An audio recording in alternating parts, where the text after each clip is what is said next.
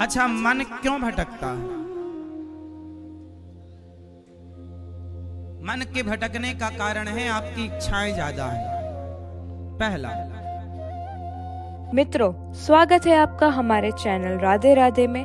पूज्य गुरुजी अनिरुद्ध आचार्य जी द्वारा बताए गए भगवत पुराण एवं भगवत गीता का बहुत ही अनमोल पाठ हम आज इस वीडियो में सुनने वाले हैं। अच्छा, मन क्यों भटकता है? मन के भटकने का कारण है आपकी इच्छाएं ज्यादा हैं। पहला। दूसरा, मन कंट्रोल कैसे होगा? मन को कंट्रोल करने के लिए सात्विक भोजन, जैसा खाए अन्न वैसा होए, तो अन्न से मन का संबंध है। इसलिए हमारे ऋषि मुनि खान पान में जोर लगाते हैं। लहसुन ना खाओ, प्याज ना खाओ। क्यों ना खाओ? क्योंकि ये सब भजन में बाधा है।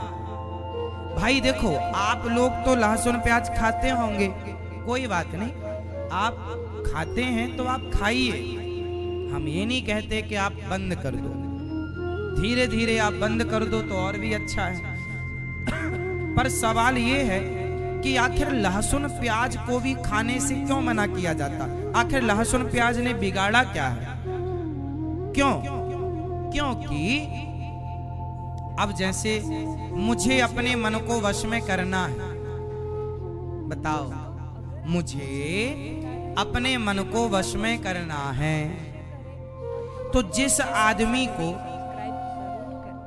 अपने मन को वश में करना है वो अपना खान पान ठीक करेगा तो मन वश में होगा। और जिसे मन को वश में, कुछ लोग तो मन को और उत्तेजित करना चाहते हैं, पता है आपको? कुछ लोग तो ड्रग्स लेते, ड्रग वगैरह लेते, भगवान जाने क्या होता है। मैंने सुना है क्या होता है वो एक अभी हीरो का लड़का नहीं पकड़ा गया था? आप सुपर डुपर स्टार कहते हो उन महाशय का बेटा, क्या बोलते हैं उसको? अफीम चरस, गांजा, अफीम चरस। तो जो अफीम चरस, गांजा, शराब, ये सब क्या करते हैं पता है आपको? जो अच्छे सच्चे लोग होते हैं वो शराब, बीड़ी, तंबाकू, गांजा, नशा से बचते हैं। क्यों? क्योंकि जो अफीम चरस, जो नशे होते हैं, ये शरीर को उत्तेजित करते हैं, ये शरीर की गर्मी को बढ़ाते हैं, ये शरीर की गर्मी को जोर से। तो जिसे भोग भोगना है, जो भोगी है, वो तो भाई आप भोगी हैं तो आप शरीर को बढ़ाना चाहेंगे कि भाई हमारे शरीर की गर्मी बढ़े। पर जो योगी हैं वो तो अपने शरीर को शांत करना चाहते हैं। तो जब शरीर को, मन को शांत करना है तो खान पान हमें वही खाना है जिससे हमारे मन को और हमारे तन को शांति मिले। भाई खान पान दो प्रकार का है। एक खान पान वो है जो शरीर को उत्तेजित करता है और एक वो है जो शरीर को शांत करता है, जिसमें कि लहसुन और प्याज भी शरीर को उत्तेजित करने वाले पदार्थ माने गए हैं। तो भाई जो सात्विक है, भजन में जिसका चिंतन में ध्यान है, वो लहसुन प्याज क्यों खाएगा? वो पदार्थ क्यों खाएगा जिससे शरीर और उत्तेजित हो रहा हो? वो तो अपने खाने में कंट्रोल करेगा ना।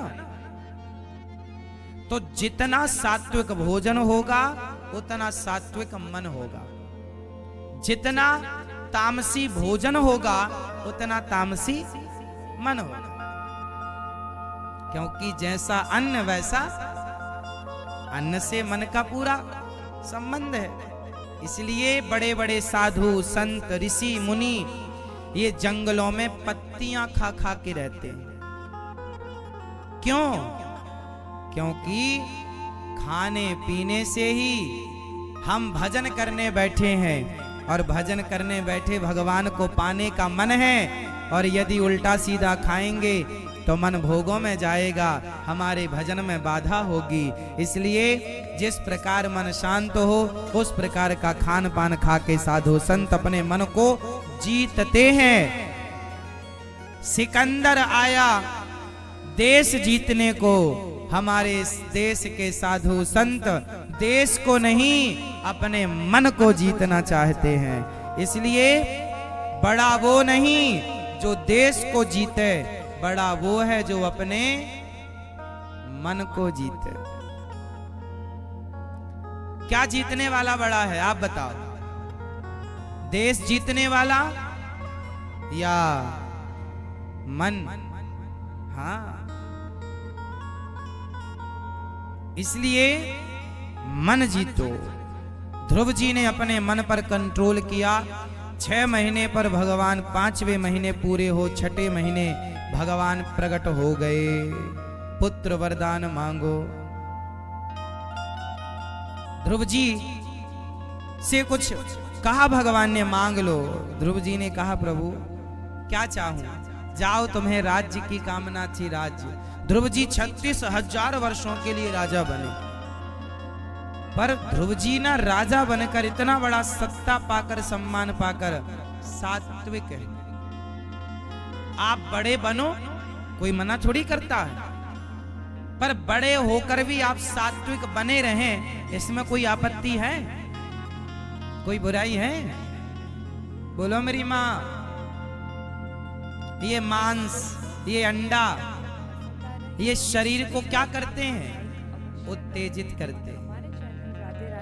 इसलिए साधु संत पूरी दुनिया के लोग मांस खाते हैं, एक भारत को छोड़कर। भारत में भी कुछ समझदार लोगों को छोड़कर। अब आप बताइए, पूरे विश्व में मांस खाने वालों की आबादी ज्यादा है या शाकाहार शुद्ध दाल चावल सब्जी रोटी खाने वालों की आबादी ज्यादा है? मांसाहारियों की आबादी ज्यादा है या शाकाहारियों की? जोर से बताना। किसकी आबादी ज्यादा है? मांसाहारियों की आबादी ज्यादा है। मांस खाने वालों की आबादी हमारे भारत में, पूरे विश्व में आप देख लो, भारत के सिवा दुनिया के किसी देश में शाकाहार होता ही नहीं। पूरी दुनिया मांस पर निर्भर है। भारत में भी मांस खाया जाता है, पर मुट्ठी भर लोगों को छोड़कर। जरा से लोग बचे हैं, हाँ या ना? अब ये बताओ, आप सवाल कर सकते हैं कि महाराज जी, जब पूरी दुनिया मांस खा रही है तो ये हिंदू लोग, ये सनातनी, केवल सनातनी लोग मांस नहीं खाते। जो शुद्ध सनातनी होगा वो मांस नहीं खाएगा, बाकी जो कहे सनातनी पर मांस खाए तो भैया कैसे सनातनी हो तुम? अब सवाल ये खड़ा हुआ, जब पूरी दुनिया मांस खा रही है तो फिर हिंदू लोग मांस क्यों नहीं खाते? क्या कारण है? एक बात बताएं मेरी मां, ये बात बड़ी गहरी है। इस सवाल का उत्तर, इस प्रश्न का उत्तर सब नहीं दे पाएंगे। इस प्रश्न का उत्तर देने के लिए डूबना पड़ेगा। सारी दुनिया मांस इसलिए खाती है क्योंकि उन्हें यही नहीं पता कि मन को वश में करेंगे तो इसके लाभ क्या होंगे। उन्हें तो ये लगता है ना कि मांस खाओ, उल्टी चीजें खाओ, शरीर और उत्तेजित होगा। वो भोग भोगने के लिए लालायित होते हैं, वो भोगी हैं। दुनिया के लोग शायद भोगी हों, पर हम भारतीय, हम सनातनी, हमारा मानव तन, हम भोग भोगने के लिए नहीं, भोगी बनने के लिए नहीं, हमने तो ये शरीर योगी बनने के लिए पाया है। मन को भटकाने के लिए नहीं, मन को संतुलित करने के लिए पाया है। इसलिए जमाना खाए तो खाए, हम नहीं खाते क्योंकि हमारा उद्देश्य मन को भटकाना नहीं, मन को शांत करना। इसलिए जरा से लोग आज हिंदुस्तान में, मुट्ठी भर लोग बचे हैं पूरी दुनिया में जो शाकाहार दाल चावल सब्जी रोटी से अपना 56 भोग से अपना गुजारा कर रहे हैं। क्योंकि हम सात्विक लोग हैं, हमें पता है कि मानव का तन क्यों मिला है, हमें पता है कि मन को शांत करने का दूरगामी परिणाम क्या है। लोगों को वो इतने डीप में उतरते नहीं है ना, वो आध्यात्म को समझते नहीं है ना। इसलिए खग जाने खग ही की भाषा, मेरे बताने पर भी आप कितने लोग समझे होंगे मुझे नहीं पता, क्योंकि ये बात समझाने पर भी समझ में सबके नहीं आती। हम क्या कहना चाह रहे हैं आप समझ रहे हैं, हाँ या ना? तो दोस्तों, ऐसे ही अद्भुत कथा का सार और भव्य भक्ति में भगवत पुराण की बातें स्वयं श्री अनिरुद्ध आचार्य जी से सुनने के लिए हमें सब्सक्राइब जरूर करें।